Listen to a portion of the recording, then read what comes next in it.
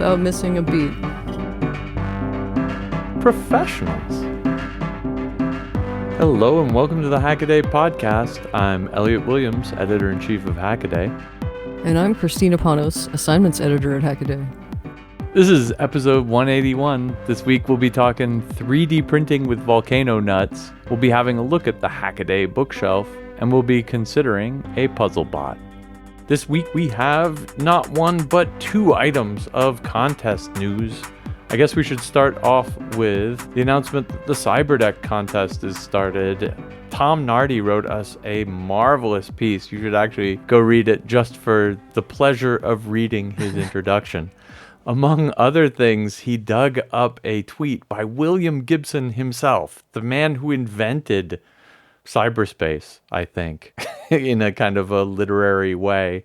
The whole Cyberdeck thing is kind of a riffing on his neuromancer, whatever, on the cowboys who hacked the proto-cyberspace in Neuromancer, which, by the way, is a lovely novel, and I haven't read in a long time. I actually went through the first couple chapters of this while doing the prep work for the Cyberdeck contest. None of that's the point. The point is, my favorite part of Tom's write-up is that he dug up this tweet from William Gibson himself, who cited, I guess it was an article of Tom's writing up a Cyberdeck here on Hackaday. I think it's the first time I've seen William Gibson retweet a Hackaday article.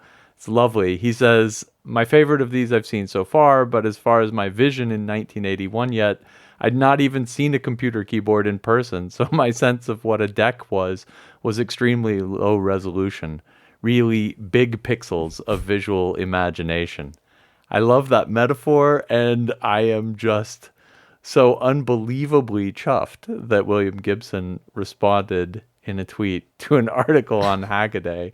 And Tom, of course, is over the moon that it was in literal response to an article of his. A lot of these Cyberdeck builds end up being also kind of custom keyboard builds, but also, you know, mishmashes of multiple displays and add-ins of strange and odd peripheral devices. Like, we don't need to run this contest. You guys are making these projects left, right, and center. We just thought we'd throw you a contest so, you know, we could showcase some of them. And then the next piece of contest news is the winners of the third round of the Hackaday Prize. The Hack It Back Challenge got announced. And I was so happy to see a ton of good entries in this one.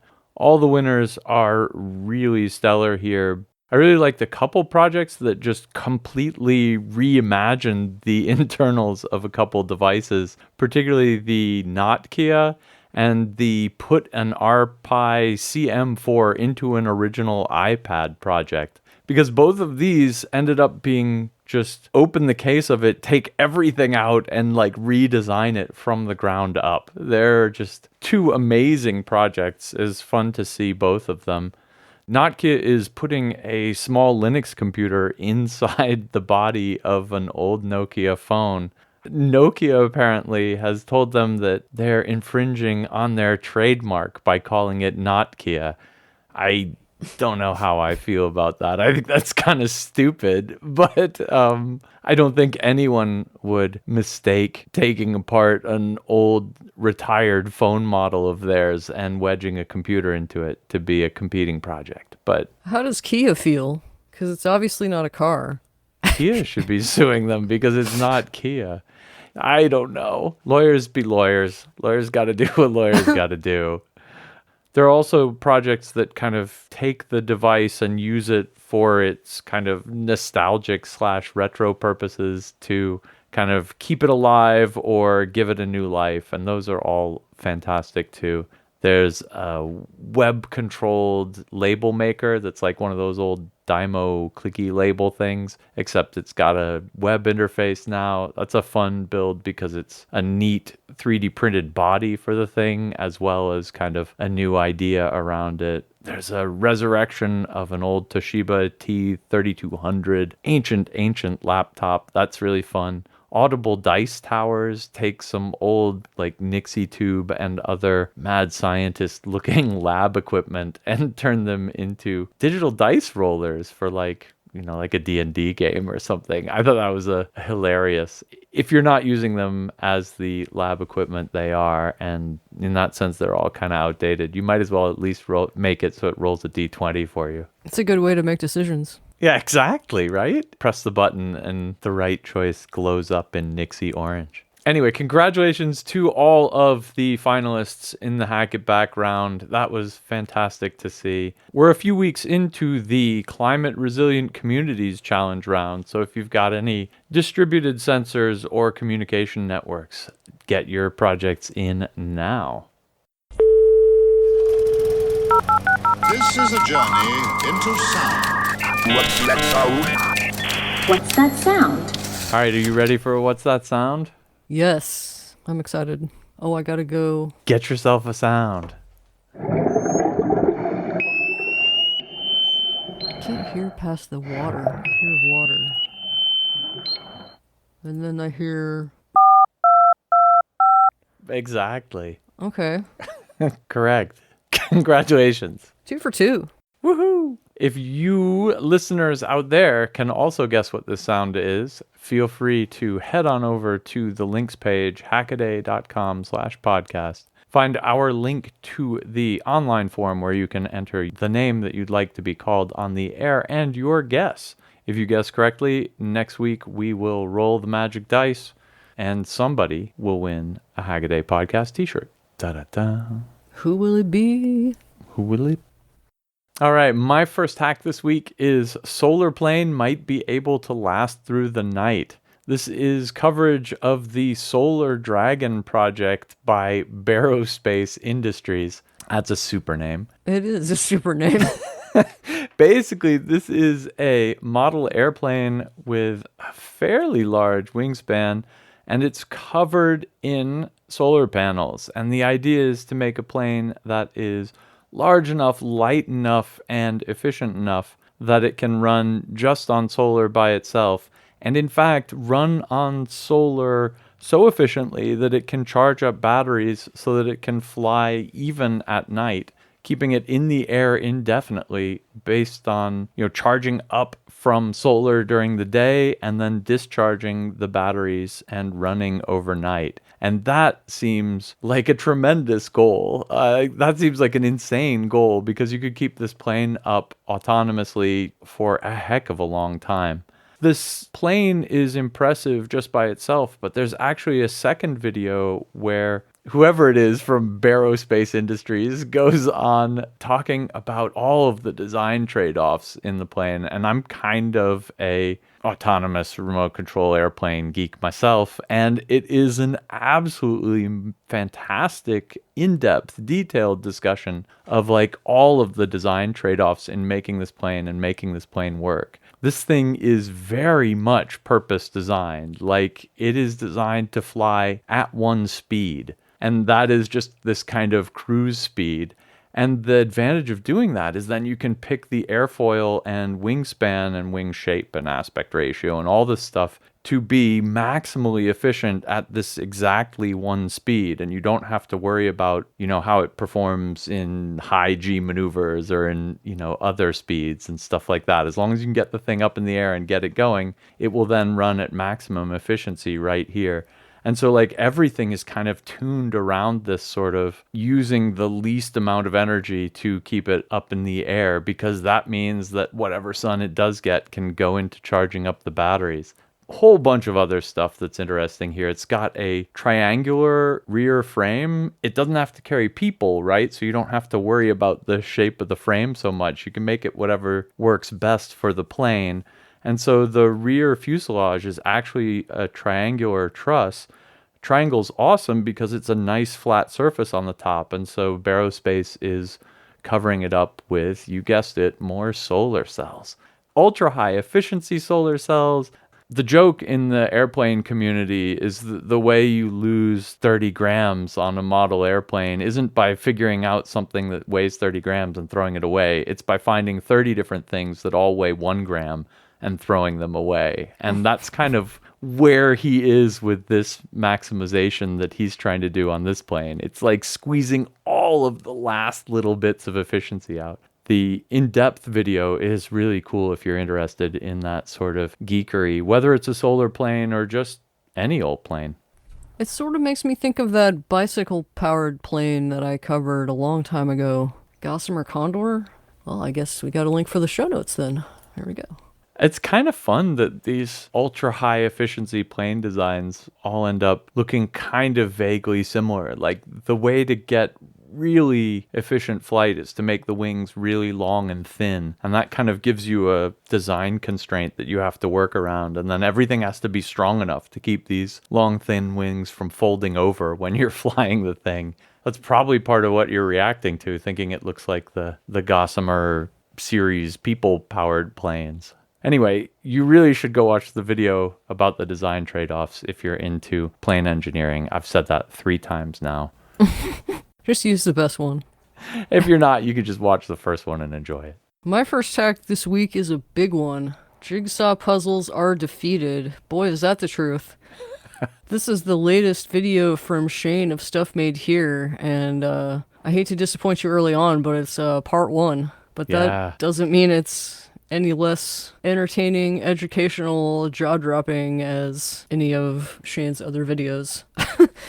Now, Shane's idea of fun is different from many people's. Not our type of people, right, but like normies.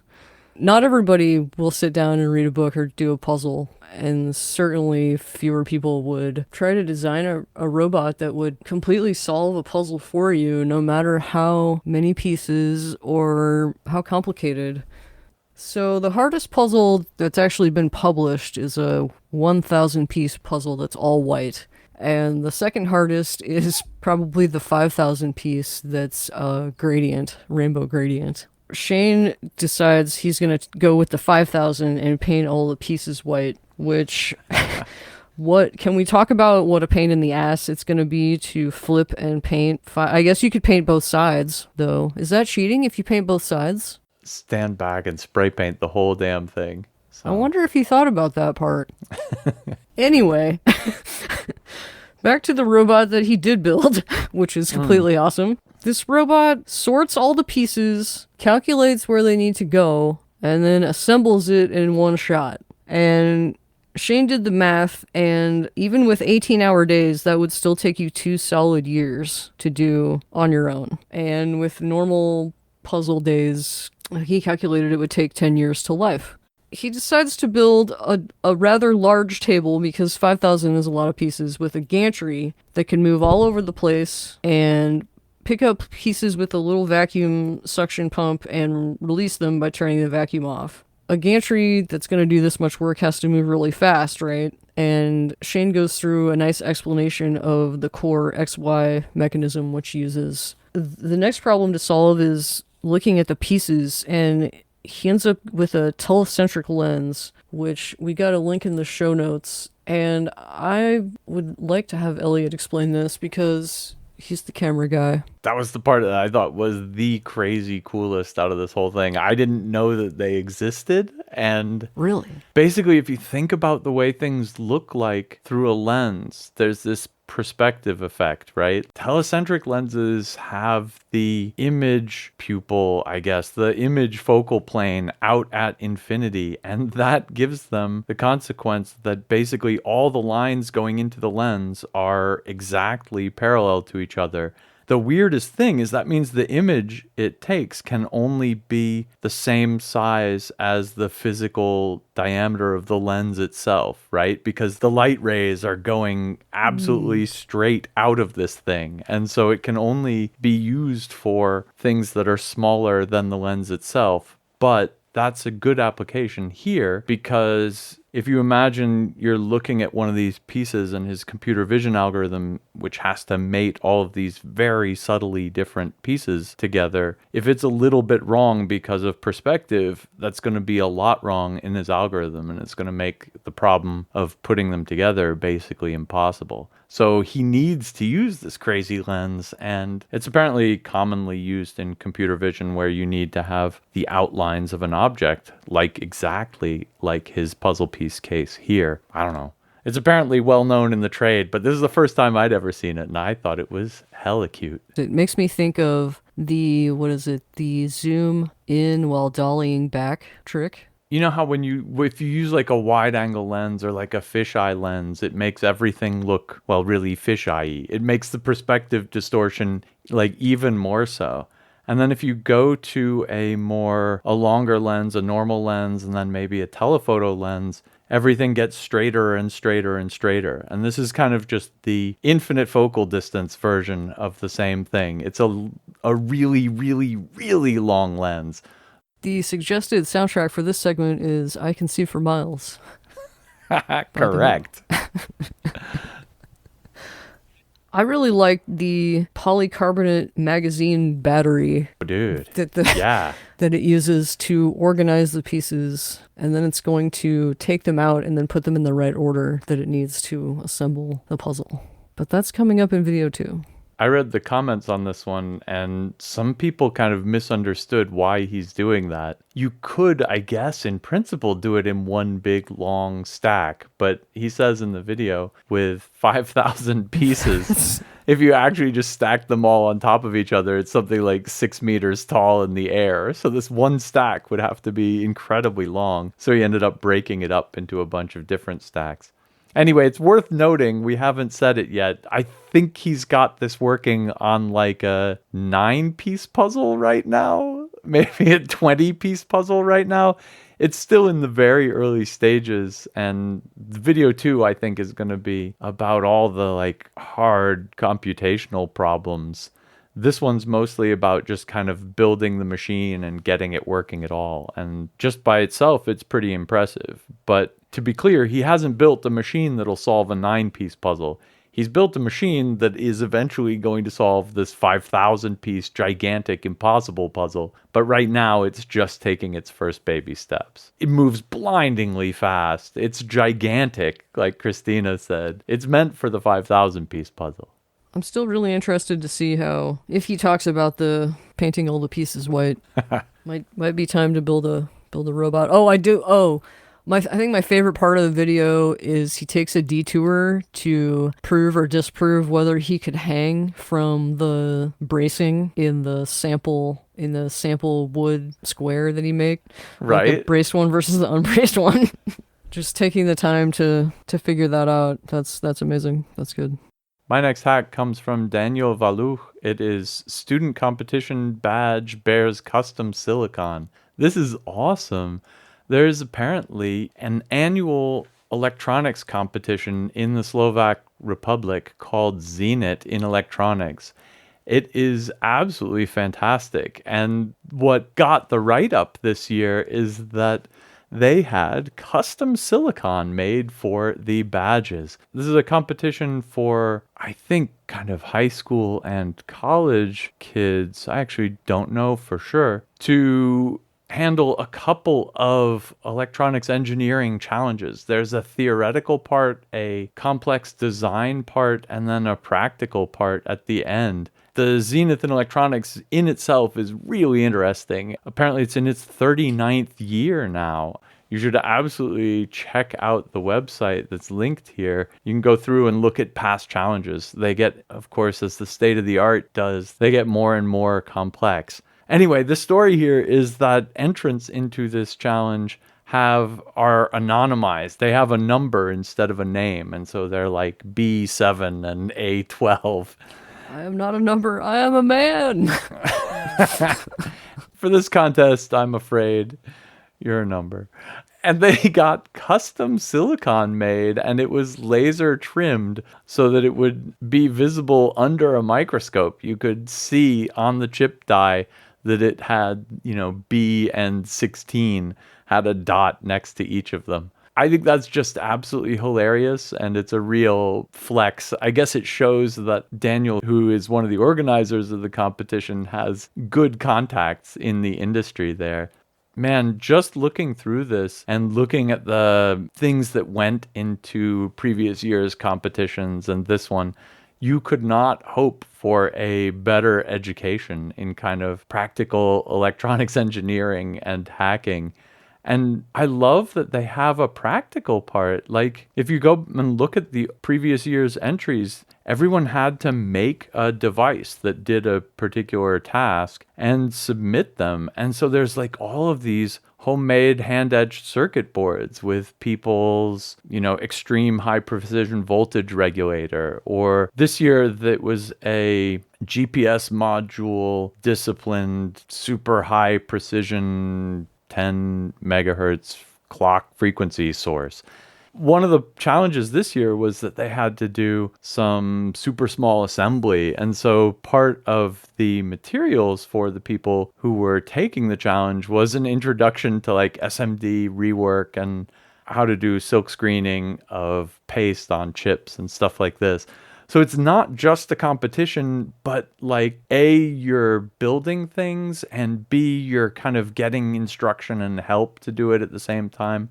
This is just the most amazing competition / I don't know what, encouragement of people who are kind of nerdily inclined that I've ever seen. And I think just the spirit of the Zenith competition comes through if you look through the past year's challenges and stuff. It looks really great fun to me. You know what the opposite of that could be? You wake up and you're in an escape room, but it teaches you how to hack as you find your way out. It's kind of exactly like what this is. I mean, it's not entirely dissimilar.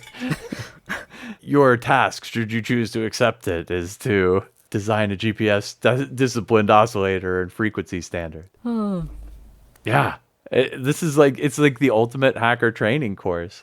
And I think you're right. It could be turned into an escape room. Sounds fun to me. For my next hack, I chose Welcome to Zip-Tie City. Alan Reiner wanted to put a new hot end on an old printer, but needed a mount for it. And Alan found a printable mount, and along with it, discovered the joy of zip-tie channels. Now, these are pretty much what they sound like. 2 little holes in a printed piece that are connected underneath the top, and they allow you to slip a zip tie in and do all sorts of fun things, from connecting 2 printed pieces together to securing wires in place, even holding batteries in place, holding all kinds of things in place. And boy, like a person who found a hammer, everything became a nail for a minute for Alan. In fact, he got to the point of getting sick of making zip tie channels. But not before he made a couple of zip tie busy boxes of sorts, which you can see in the video where he explores putting zip tie channels here, there, and everywhere, inside, outside, USA, on these busy boxes. Now, he stresses that this is not a hack for stringy printers, so if you don't have your stringing issues figured out, you should do that first. Oh, right, because they jam up on the inside of those little tunnels, and you'd never get the zip tie through. And you probably have to cut away a few out of the slots too. Yeah, what I really loved about this approach is that embedded zip tie channels is one of those things that you can do for free with 3D printing. Like you can always put more holes in a 3D printed design and it'll just print right around them, right? And this is the sort of thing that if you had to machine it, how would you even drill round channels inside a thing, right? You don't have a drill bit that makes a curve, right? There's just no way to do it. You could do right angles, I guess, through the sides, but that's not the same thing. And so this is one of those things that just totally speaks to the power of 3D printing, uses its particular abilities, and makes for really nice cable routing or fantastic part tie downs or whatever. I mean, I could see a ton of applications for this too. I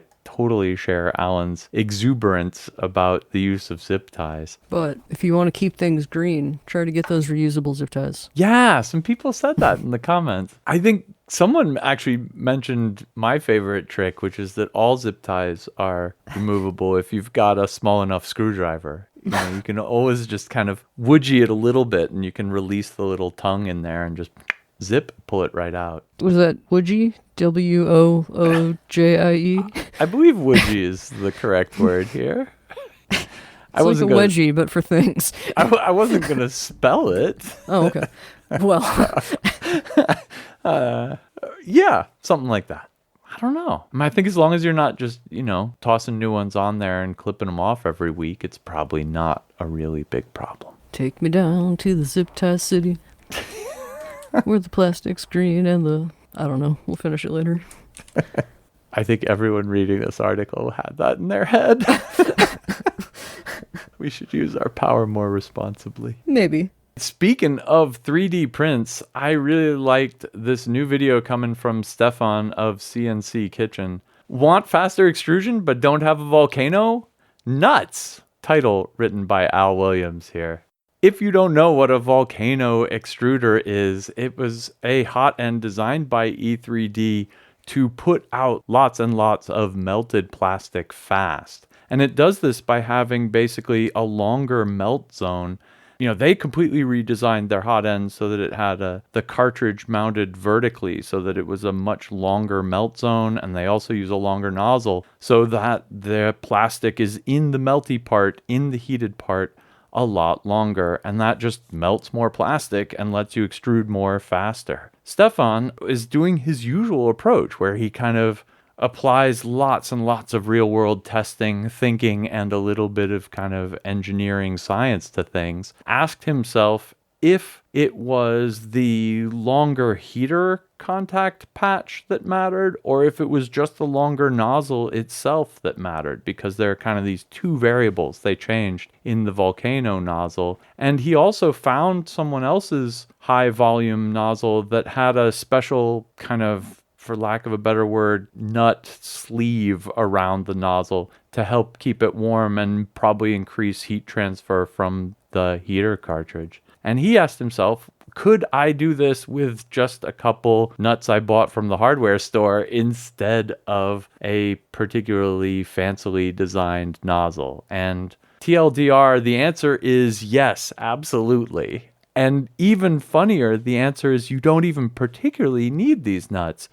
The real action in the Volcano hot ends is just having a longer heating zone in the nozzle. Stefan goes through a bunch of experiments here where he basically extrudes these little turds of plastic, for lack of a better word, as fast as he can, and then weighs them. And he discovers at what speed the weight of the little turd differs from what it should be. And that's kind of where your nozzle's failing to push out enough plastic, right? And so he does this across all the nozzles and across all the setups with long nozzles, short nozzles, nozzles with nuts on them, nozzles with proprietary nuts on them, nozzles with long cartridges, nozzles with short cartridges.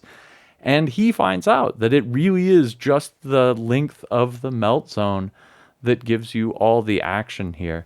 And that's fantastic news for people who are interested in, printing slowly on one side and then slowly on one hand and then maybe fast on another print. You can actually just swap out the nozzle and you will enable your printer to, be not drippy and stringy when it's doing the slow stuff. And then you switch out a longer nozzle on there, maybe throw a couple nuts from the hardware store on there to help the heat transfer. And then you can print extremely high volume prints on the other side. It's a really cool bit of research here, and the beautiful thing is the result was the simplest possible thing that could work actually is what works. Wouldn't it be cool if you could just dial in the length of the heating area, the on-deck heating area that you wanted? Yeah. Without doing a bunch of hardware swaps? Not that hardware swaps aren't fun. On the fly. Yeah, interesting. I mean, at the end of the day here, this really is as easy as just, swapping the nozzle out, and that's not so bad. What I really loved about this video, though, is that this kind of fundamental research about the underlying physics of what's going on here, what's the thing that matters, really harkens back in a way to the way early days of 3D printing. At the end of the day, his conclusion, it's kind of obvious, I guess. I mean, the limiting factor here is not how much heat you can get into the nozzle, but it's how much heat you can transfer from the nozzle to the plastic. And so, of course, it's going to be, the length of time or space or whatever that the plastic spends in contact with the metal that's around it. He also points out that there are these kind of other nozzle designs that split the filament into 3 pieces to help increase that surface area, that contact area. I guess people know that this is what the limiting factor is. But then what I thought was neat about this video is he's saying, well, look, if the limiting factor is how much heat you can get into the plastic, not how much you can get in the nozzle, then kind of any longer nozzle will work just fine, and use the simplest one you can get your hands on. Splits it into 3 pieces, like completely breaks? Yeah. Hot dog style or hamburger style? None of the above. Well, like sliced little slices or like long down, down the point. Yeah, down the point. Down the axis. Yeah, the nozzles that split the filaments in 3 are the Bondtech CHT nozzles, and he actually has done a video on kind of making his own DIY version of these. Speaking of things I can't imagine how they're machined, I don't know how they split this filament path into 3 and then merge it back together right before the extruder's orifice down at the bottom. I don't know how they make these, but they're incredibly cool looking. Anyway, I really love this kind of basic research plus can I do it on the cheap hackery that Stefan's been into with a lot of these videos, and this is yet another one of them. My next hack is by Artilect, converting an 80s typewriter into a Linux terminal. Artilect got a hold of a Brother AX25 typewriter, an electronic typewriter with 70s guts. It has a daisy wheel printhead and predates word processing software. So at this point, Artilect has mapped the characters that go to the LCD matrix on the typewriter and is able to drive the printhead with an Arduino and a couple of multiplexers. And while Artilect is not yet using the keyboard on the typewriter, we hope that's one of their goals, although we're not really sure. Right now they're using a laptop through a Raspberry Pi to run the printhead on the typewriter. But you should definitely check out the video. I would just be tickled to have a printed record of my terminal session. I get sad when it starts to disappear. No, I want the whole history. You can sort of pretend you're an old school accountant or something. I guess they probably still use paper adding machines, maybe. I would if I were an accountant. They're definitely really cool, and I think this is why you do something like this, is just because the old typewriter is awesome. You want to make it work again, and it's a fun project to turn a portable typewriter thing into a portable teletype. I think I've actually seen a new video from Artilect where the Raspberry Pi has actually been finally incorporated into it, and the whole thing is running as a standalone computer. Oh, okay. So I might have to see if I can scrounge that up real quick. I will say from experience that you can definitely get those Brother ribbon cartridges pretty easily, like in 2-packs, and they're not 30-year-old stock or anything. They're fresh. Oh, for They real? work just fine, yeah. Oh, awesome. My Brother ML100 uses a very similar, if not the same, ribbon cassette, and they're readily available. Oh, that's awesome. I know it's sacrilege to suggest, but you could do your word processing on a real computer and then send it out to that thing as a printer. That's not sacrilege. Okay, good.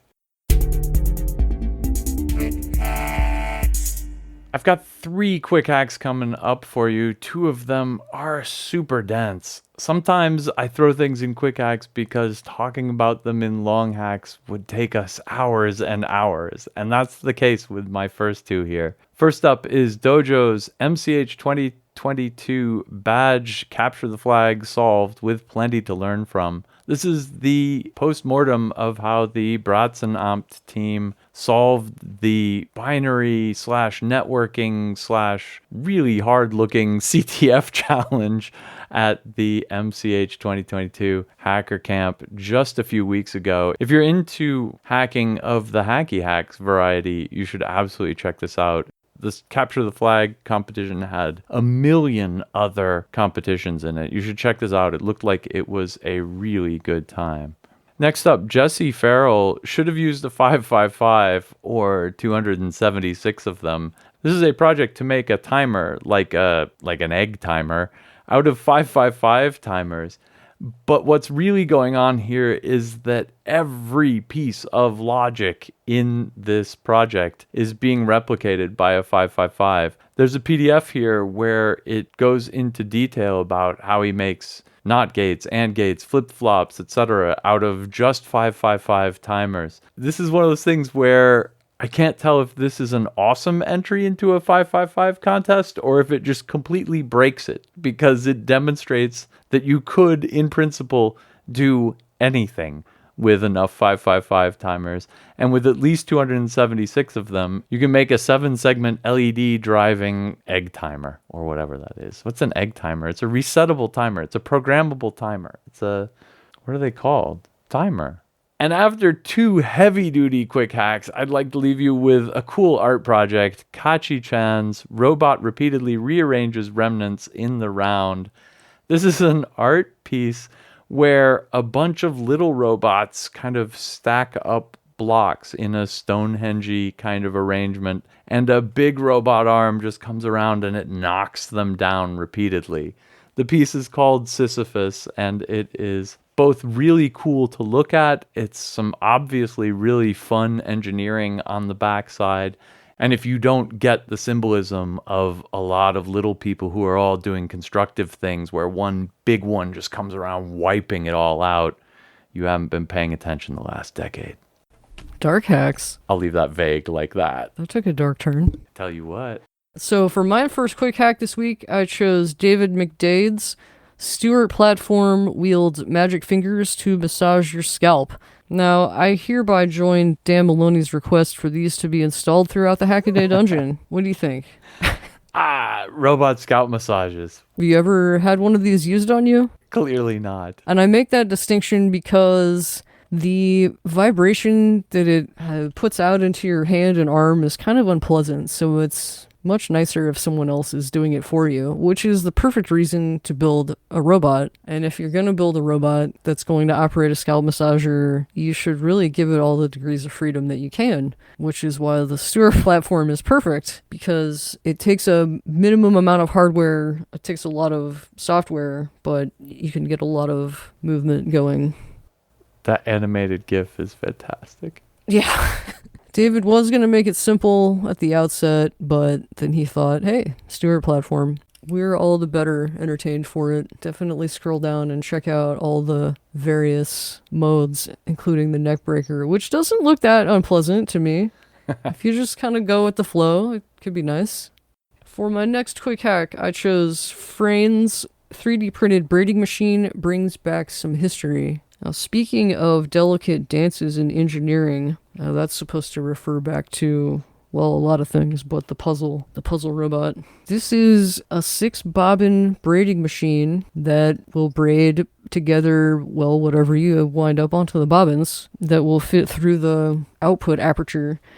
You should really just go to the video, because the way these bobbins move in a choreographed ballet is just mesmerizing. It's kind of akin to the teacup ride at Disneyland, which I've never been on, but I've seen plenty of video of it. So these bobbins make these figure eights. They're all sitting on simple gears that are in a circle, and these all move based on the movement of an outside gear that's meshed with one of the ones in the circle. And it's just I'm oversimplifying the machine. There's so much more to it, because you have to keep the tension right on the output. You have to keep the tension right on all the inputs. You have to wind the bobbins. Yeah, I just thought it was very nice, very mesmerizing. And my last quick hack, Satanistic's Hackaday Prize 2022, saving the world one brew at a time. And this is a Hack It Back entry. I like to preface this by saying, as an antidote, I guess, to your opening paragraph, that saving one coffee machine from the landfill isn't exactly saving the planet. But as people will point out and say more eloquently than I am going to say it, zero waste or doing this kind of saving the planet stuff doesn't mean a dozen people doing it perfectly. It means millions of people doing it imperfectly. That's my 2 cents on whether or not it saves the world or not. Satanistic had a Navona coffee maker with a broken display. Now the display is an OLED that has an SSD 1303 controller, except Satanistic didn't have a 1303, he had a 1305Z or Z, which is close enough, but the problem is that the cigar burns from the wrong end. The screen fills in the opposite direction. Instead of using a micro, as many of us might, Satanistic traced the whole thing, found that the direction signal is sent with every refresh of the screen. So that's awesome. But Satanistic was able to fix it with 2 logic chips instead of an entire microcontroller. Now this, as somebody said in the comments, something to the effect of, "Thanks for the true hack!" exclamation point. And I agree.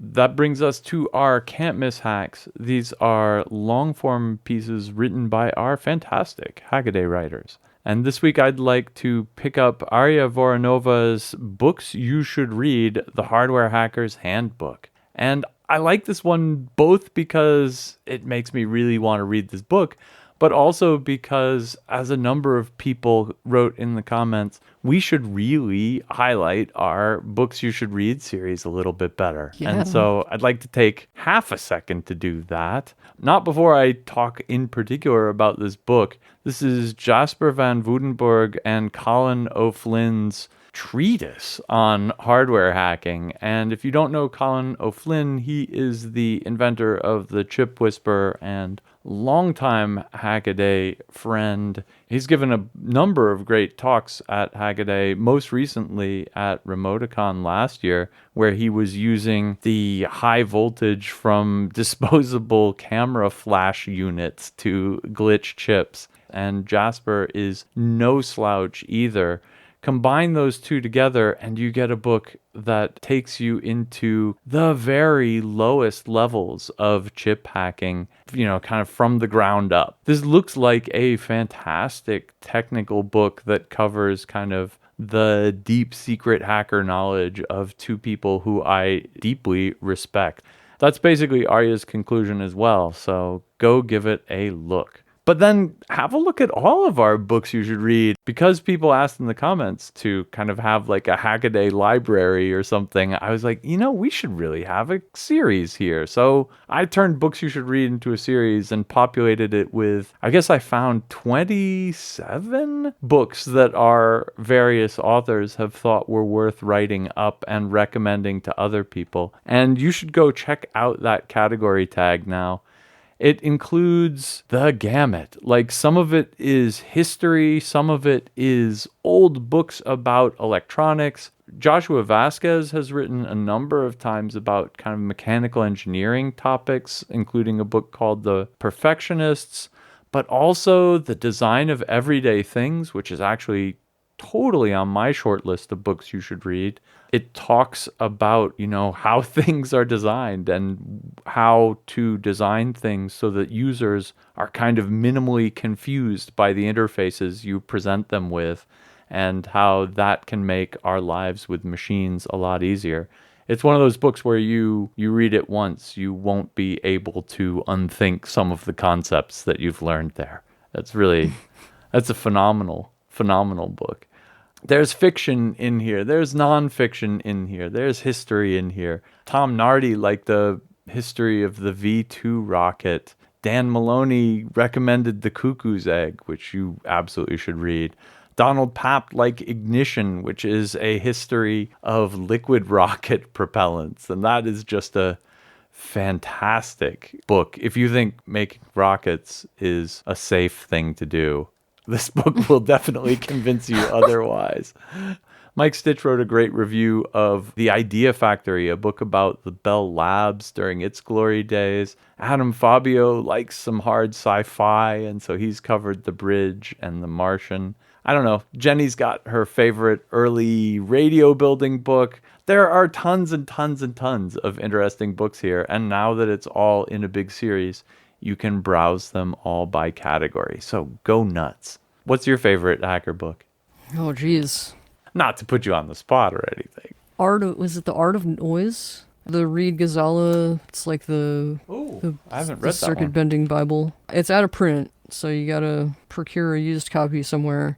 But yeah, as far as the list goes, I would lean towards, and I think I actually have that one, The Design of Everyday Things. So good. Makes me think of, loosely, of a book I read called Why We Buy by Paco Underhill. That's basically covers store layouts and why they're laid out the way they are, and why people shop the way they do, and they just kind of feed each other and have throughout history. One of the early books in the series was the annotated Build It Yourself Science Library, and this was kind of a 1960s do-it-yourself science book. Al Williams points out that a lot of the stuff in there is like super dangerous, at least from today's perspective. He's happy he didn't kill himself from the chlorine gas given off by one of the projects, etc., etc. Yikes. But Wendell Oskey made a revised version of this book and tried to make a lot of the things safer, or at least point out where the safety problems are with them. And so it's like, here's the part you want to do in a well-ventilated room, etc., etc. Here's how to not electrocute yourself with this one. We were talking about it last week on the show. Things a Boy Can Do with Electricity was one of these books that I liked. I'm going to have to go fetch it off my shelf. Hold on a sec. It's one of these old books that's full of, legit and dodgy experiments from days gone by. Things a Boy Can Do with Electricity by Alfred Morgan. I'll have to write that up. No, but the problem is it's probably so long out of print that nobody can get it unless we're lucky enough that it's been scanned into the Internet Archive or something. Speaking of mid-century pain, are you familiar with mercurochrome? Did you ever get mercurochrome used on you? Yeah. Yeah. Could probably live through those experiments. I don't know. We'll see. He has you redoing Faraday's original electric motor, which of course requires you to dip spikes into a pool of mercury. A rotating copper wheel into I guess instead of brushes, it uses a pool of liquid mercury. Lovely. I don't know where I'm going to get a big pool of liquid mercury these days. Break a bunch of thermometers. You can't even get those anymore. Oh, what? No. Mercury thermometers? What? I don't know. That's terrible. I haven't seen one in a million years. For my can't miss this week, I chose your Learning by Playing. Aw, shucks. From the newsletter, which becomes the Saturday OC. Right on. You say your son is going to daytime camp, not a sleepaway camp, but a daytime camp. Right. And is it all engineering based? No, this was actually just a one-day thing. A one-day thing. Okay. Yeah. So your son loves Minecraft and building things in Minecraft. But this day camp secretly taught him how to use his first CAD software package. Yeah. Which is Tinkercad, which is a decent first CAD package for anybody. He'd like to say that your son was tricked into learning something new because of the way that this camp operated. You say they warmed up by building something in Minecraft, and then they opened up Tinkercad, and they built a 3D model in Tinkercad. Then they converted the Tinkercad models back into Minecraft and played with it in Minecraft while the printers were printing their Tinkercad models. So that's like speaking of 4D chess, that's like keeping kids entertained and teaching them something, and without them realizing that they're learning something. Usually you have to like make ice cream to do that or something. Yeah, right.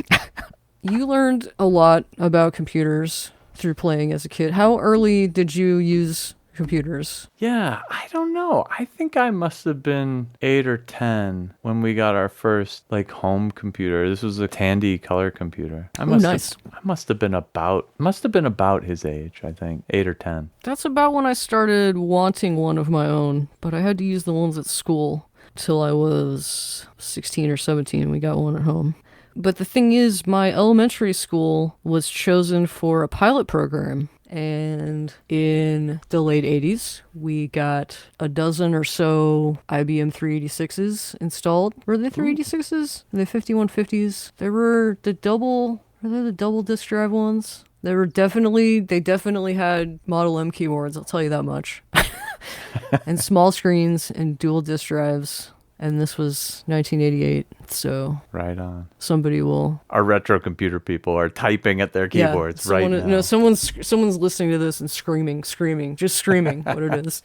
One of the things we did was Linkway. Does anyone remember Linkway? I have never found anyone else who remembers Linkway. No. It was an IBM product that one website described as a discontinued presentation authoring tool developed by IBM in 1989. So yeah, it was basically making a slideshow, but we used it to make stories, like the way you might use that composition, those special primary composition books that are half Danielian ruled and the top half is blank so you can draw a picture. And that's basically what we did. We would draw pictures and add text and make stories, and it was mind-blowing Yeah. for, kids back then. And I'm sure, looking back, I'm sure I learned a little bit about every discipline from, screen design to typing to storytelling. Just, it goes on. And that's kind of crazy to think about how fundamental, I guess, to my artistic technological brain development. Yeah, there you Obviously have it all. spilling right now.